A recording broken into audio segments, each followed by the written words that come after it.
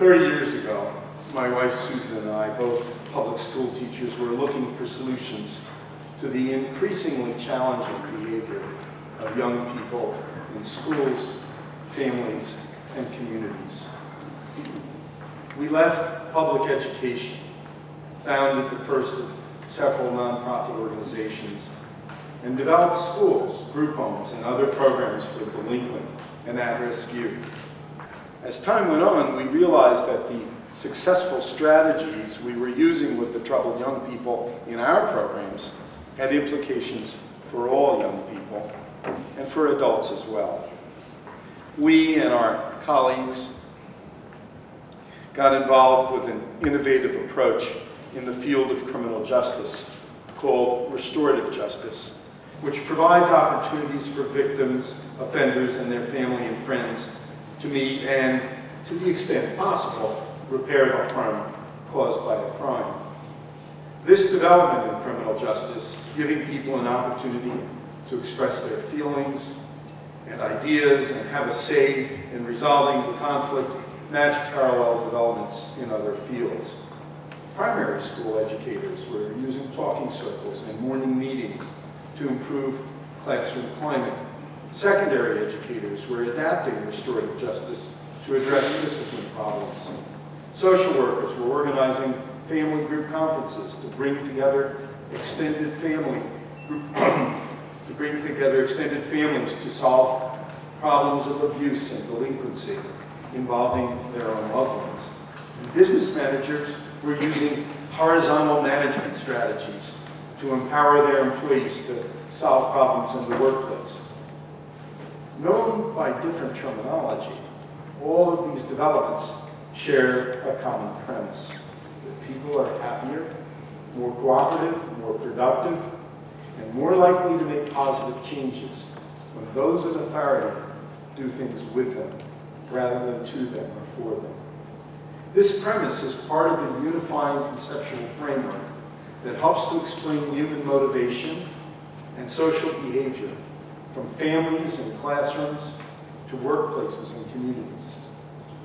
Building on the momentum of restorative justice movement, we decided to name this emerging multidisciplinary social science restorative practices. We conducted research in restorative practices, provided trainings, produced videos, published articles and books, created websites, and organized international conferences.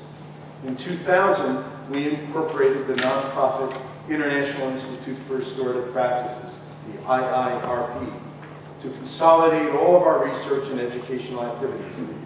And in 2006, the Pennsylvania Department of Education authorized the IIRP as a degree-granting graduate school.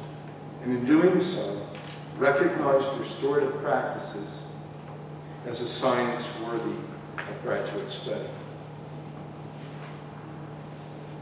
During that 6-year effort, from incorporation to authorization, only those who climb the mountain with us can fully appreciate how steep the slope, how disappointing the setbacks and stumbles, and how joyous it was when we finally reached the summit. But the journey ahead will be even more arduous.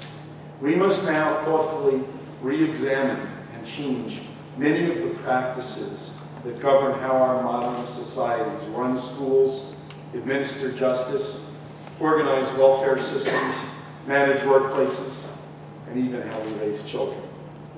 I'm a pragmatist. If it's working, I want to change it, but it's not.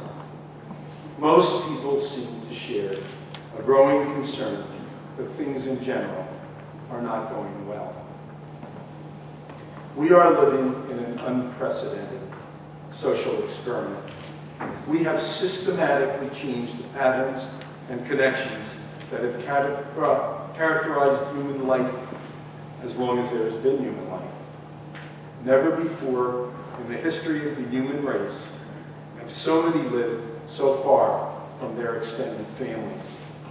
Never before have so many lived outside of traditional neighborhoods in which all the adults served as the collective parents of each other's children. Never before have so many marriages ended in divorce and divided families.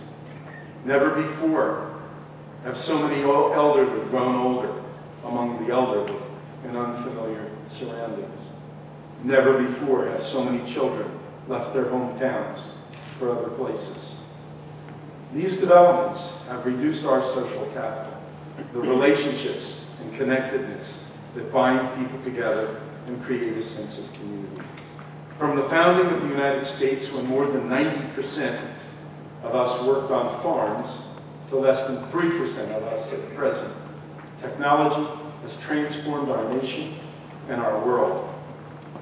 My 92-year-old father, who is here today in the audience, remembers the crackling sounds of the first radio broadcasts, the first refrigerators, the first commercial airlines, and as a soldier expecting to participate in the invasion of Japan,